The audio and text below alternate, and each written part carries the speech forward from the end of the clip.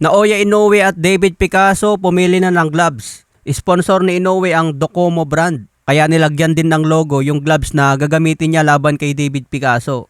Yan ang pinakamalaking sponsor ni Naoya Inoue sa mga laban niya. Kaya laging nakikita itong Docomo. Samantala si David Picasso pinili ang Cleto Reyes gloves. Kaya malalaman na bukas kung sino ang matutulog sa kanilang dalawa. Pero sa odds mga boss, si Inoue ang llamado by knockout. Ang pag-asa lang ni David Picasso, mananalo sa decision. Pero maliit na porsyento lang yung pwedeng manalo si Picasso by decision. Kaya abangan po natin yan bukas mga boss. Nakanda na rin si Junto Nakatani at malaki ang kumpiyansa na matatapos din sa knockout si Hernandez. December 27 ang laban na ito mga boss at sa Saudi Arabia gaganapin.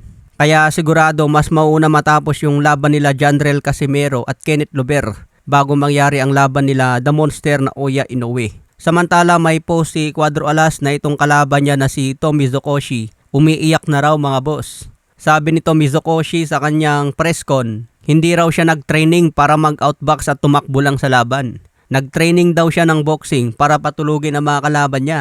Kaya sa unang round pa lang, susubukan daw niya na i-knockout si Cuadro Alas. Nako, kung susubukan niya i-knockout si Casimero mga boss, baka yan na ang huling round mo. Malaking pagkakamali kung susubukan niyang patulogin ang isang Cuadro Alas na napakatigas. Baka matulad ito kay Sanchez na natulog lamang sa unang round. Malaki raw ang kumpiyansa nitong Japanese na kaya din niyang pabagsakin at patulogin si Casimero. Mukhang malaki ang pangarap nitong si Mizokoshi mga boss. Kaya pagbigyan na lang ang pangarap niya at abangan bukas ang laban niya kay Janrel. Tingin ko kapag sumabay ito ng maaga, tapos siya kay Casimero. Pero kung papatagalin niya ang laban, so subukan niyang i-outbox si Casimero, siguro may pag-asa pa siya sa mga huling rounds. Pero kung round 1 pa lang, balak niyang itumba si Casimero, nako, malaking pagkakamali yan mga boss. Kaya abangan po natin ang matinding bakbakan bukas. Sa iba pang balita, Arthur Beterbiev at David Benavides, sinabing interesado sila na maglaban sa 2026. Sabi ni David Benavides kung talunin niya si Zurdo Ramirez sa Cruiserweight Division,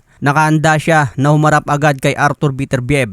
Sumagot naman si Beterbiev na welcome daw si David Benavides kahit anong oras. Sa ngayon kasi hindi pa malinaw kung matutuloy pa ba ang trilogy ni Dimitri Bivol at Arthur Beterbiev. Dahil ayon sa promoter ni Dimitri Bivol na si Ed Hearn, mas gusto nila na magdepensa muna si Dimitri Bivol ng titulo laban sa mga top contender niya bago daw ikasa ang trilogy kay Arthur Beterbiev. Kaya yung edad ni Beterbiev ngayon medyo magantay pa na matagal. Kaya welcome naman daw si Beterbiev na lumaban pa sa ibang champion. Kaya abangan natin ang matinding bakbakan sa light heavyweight at cruiserweight division. Okay mga boss, hanggang sa muli nating updates.